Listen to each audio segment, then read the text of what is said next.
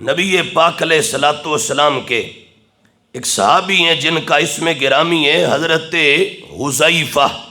حذیفہ ان کا نام ہے، اور یہ نبی پاک علیہ الصلوۃ والسلام کے رازدار صحابی ہیں، صاحب و سر رسول اللہ ان کو کہا جاتا ہے، اللہ کے رسول علیہ السلام کے رازدار۔ حضور راز کی باتیں ان سے کہا کرتے تھے، اور بالخصوص جو فتنوں کا علم تھا وہ خصوصی طور پر نبی پاک علیہ السلام نے ان کو عطا فرمایا تھا۔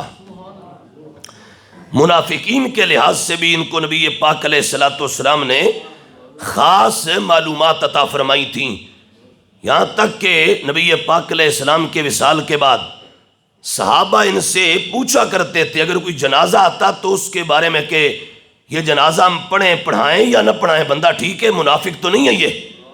حضرت حذیفہ رضی اللہ تعالیٰ عنہ کو سرکار نے یہ پورا یہ جہان یہ علم عطا فرمایا تھا۔ تو یہ روایت کرتے ہیں، حدیث نمبر 3781 ہے، قال فرماتے ہیں سألتنی امی متی عہدک تعنی بالنبی صلی اللہ تعالی علیہ وآلہ وسلم۔ فرماتے ہیں ایک دن مجھ سے میری امی جان نے پوچھا، فرمایا بیٹے تمہاری جو وہ حالیہ ابھی ان چلتے دنوں میں نبی پاک علیہ السلام کے ساتھ ملاقات کب ہوئی تھی؟ حضور سے تم کب ملے تھے اور بارگاہ محبوب علیہ السلام میں تمہاری حاضری کب ہوئی تھی؟ کہ سرکار حضرت حذیفہ کہتے ہیں مجھ سے میری امی جان نے پوچھا کہ سرکار سے کب تم ملے تھے آخری مرتبہ؟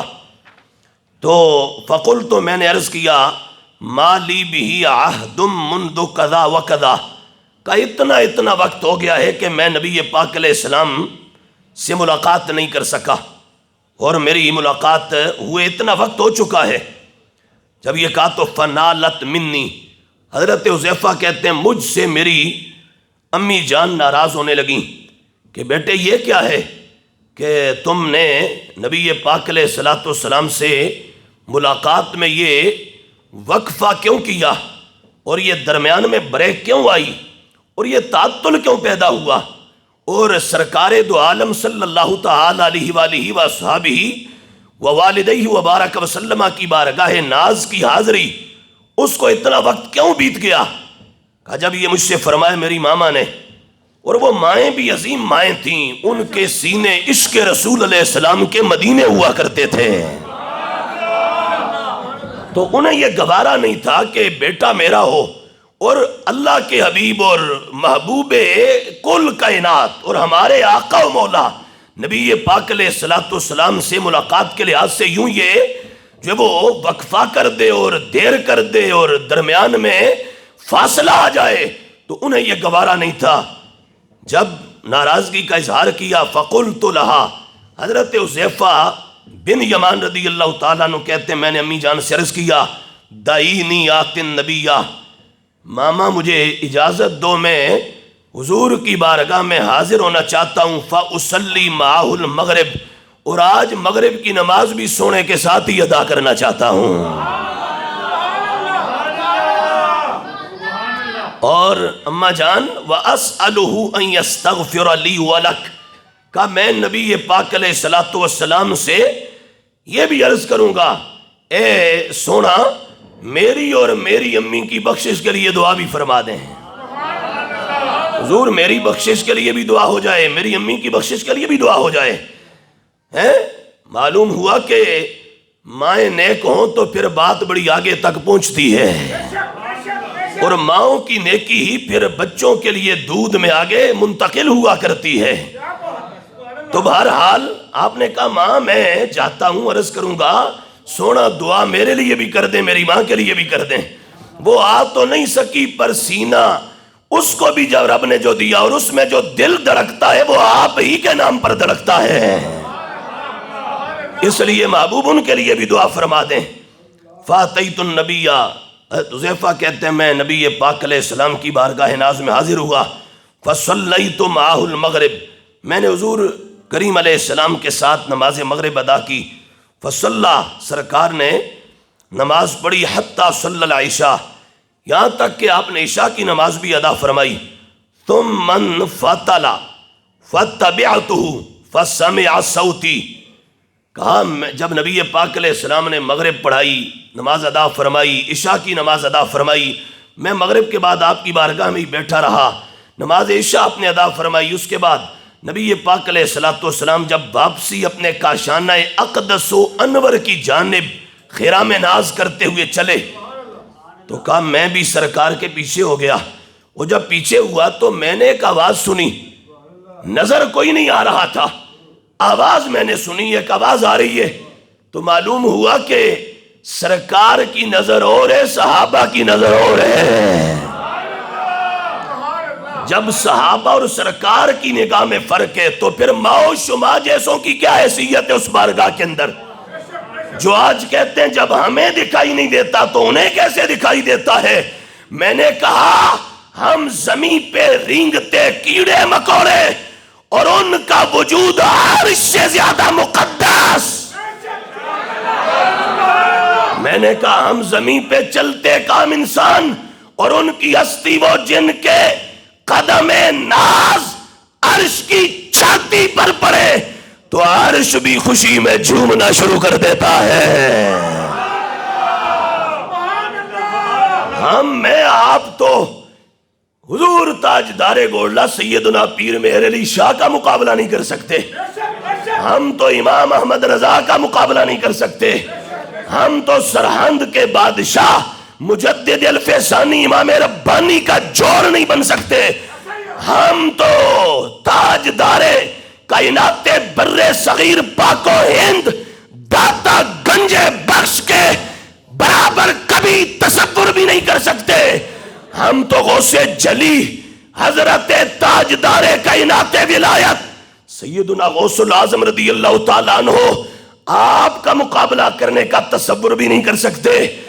اور پھر کہاں صحابہ اہل بیت نبی پاک علیہ السلام کے نسبتوں میں صحابہ اہل بیت ان کی بارگاہیں کہاں؟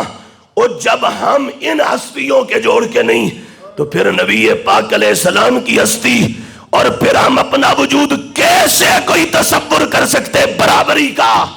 یہ کفر ہے اور سراسر بے ایمانی ہے۔ امتی کا عقیدہ یہ ہوتا ہے کہ کائنات ساری بھی مل جائے میرے محبوب کے جوڑوں کا مقابلہ بھی نہیں ہو سکتا۔ تو یہ صحابی ہیں جنہوں نے براہ راست کلمہ پڑھا حضور کو دیکھ کر، اور قرآن جب اترتا تھا تو انہوں نے اپنی آنکھوں سے دیکھا ہے، جبریل کو آتے جاتے یہ نظارہ انہوں نے اپنی آنکھوں سے کیا ہے۔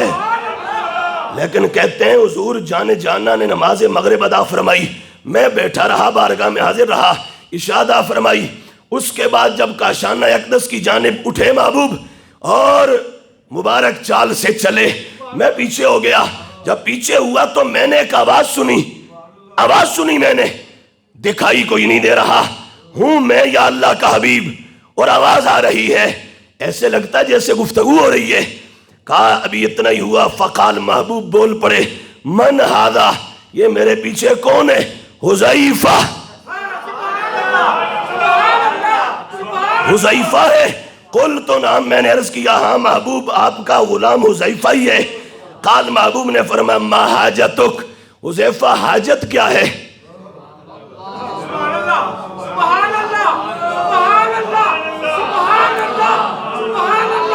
حذیفہ حاجت کیا ہے؟ حاجت، آج لوگ کہتے ہیں حاجت روا مشکل کشا ایک خدا، ہم کہتے ہیں ذاتی طور پر حاجت روا مشکل کشا صرف خدا، اور عطائی طور پر باذن خدا حاجت روا مشکل کشا مدینے کا تاجر محمد مصطفیٰ۔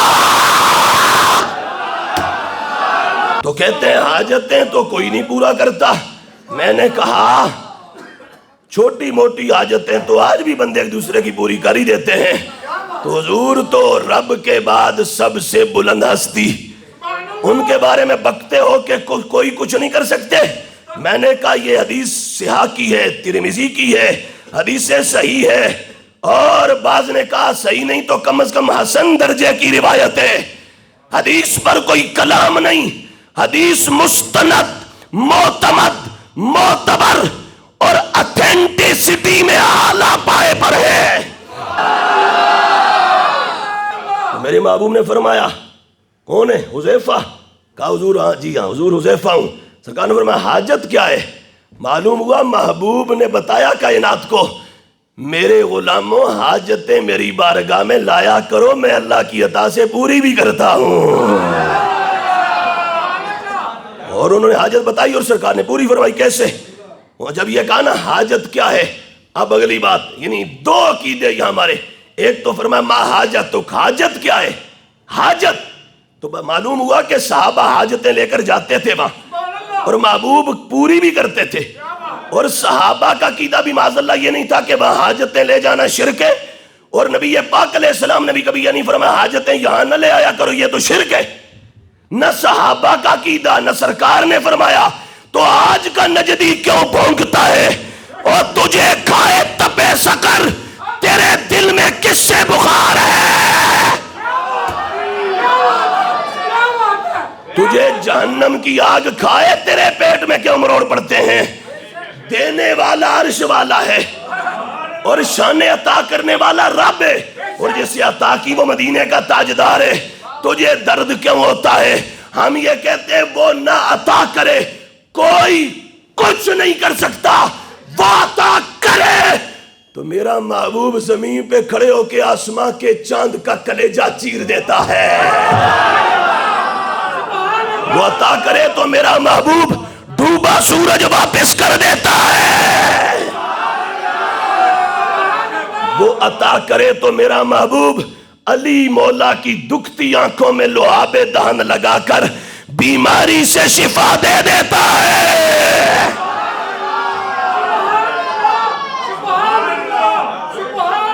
کہیے سبحان اللہ۔ انہوں نے فرمایا حذیفہ ما حاجتک، کیا حاجت ہے تیری؟ ابھی صرف ما حاجتک پر اللہ کے فضل سے گھنٹوں بول سکتے ہیں، اور اللہ نے چاہا تو ہم پھر آپ کو بتائیں گے، اس جان کی بھی سیر کرائیں گے بہت جلد انشاءاللہ، کہ عقیدہ وہی سچا ہے جو آج 15ویں صدی میں اللہ نے امام احمد رضا کے غلاموں کو عطا فرمایا ہے۔ حضور نے فرمایا حاجتک، حذیفہ کیا حاجت ہے؟ یہ پوچھ کے تو ساتھ ہی دوسرا ہمارا عقیدہ، حضور دلوں کے حال جانتے ہیں۔ ابھی حذیفہ نہیں بولے، ابھی حذیفہ وہ جب گھر سے چلے تھے تو ماں سے وہاں عہد کر کے آئے تھے، ماما جانے دو اسألہ ان یستغفر لی ولک، محبوب کی بارگاہ میں حاضر ہو کے عرض کروں گا سونے دعا بخشش کی میرے لیے بھی کر دو، میری امی کے لیے بھی کر دو۔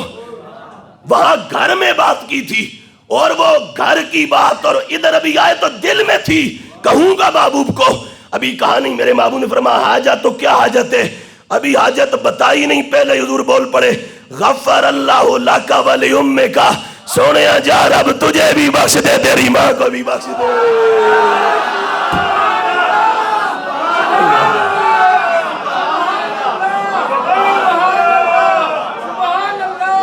جا اللہ تیری بھی بخشش فرمائے، تیری ماں کی بھی بخشش فرمائے۔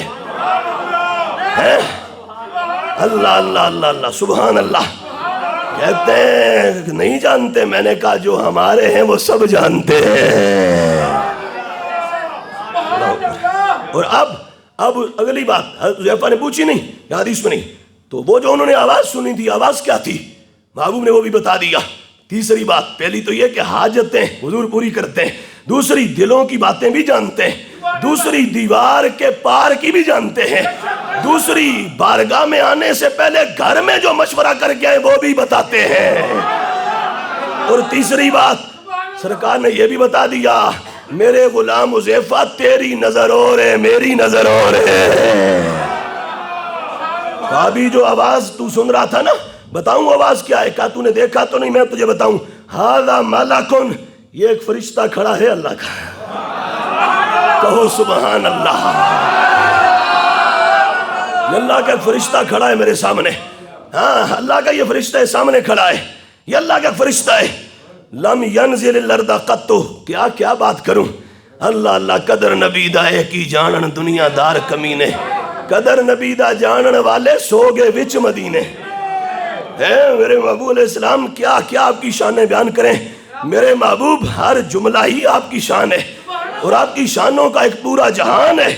میرے محبوب نے فرمایا اب اگلی بات یہ بھی بتاؤں حذیفہ، یہ بھی جانتا ہوں، یہ جو فرشتہ کھڑا ہے نا، یہ ایک تو بتا رہا ہوں یہ فرشتہ ہے، ساتھ یہ بھی بتا دوں لم ینزل الارض قط قبل هذه الليلہ، کہا آج کی اس رات سے پہلے کبھی یہ زمین پہ نہیں آیا۔ اللہ کے فرشتوں کی گنتی میں آپ کیا جانے، جتنے ہمارا ایمان ہے، اللہ کے فرشتے اربوں خربوں سے آگے کی گنتی میں ہیں۔ اب نبی پاک علیہ السلام کو ان فرشتوں میں یہ بھی پتا ہے، یہ بھی علم ہے۔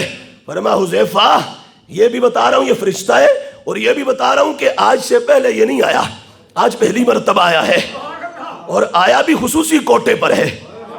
کہو نا سبحان اللہ، یہ خصوصی کوٹے پر آیا ہے، اور اسپیشل اس کی جو وہ اپنا اپلیکیشن گئی تھی بارگاہ مولا میں، اس نے خصوصی عرضی پیش کی تھی اور خاص درخواست پیش کی تھی عرش کے مولا کی بارگاہ میں، اور عرضی یہ تھی اے ربا اجازت تو دے۔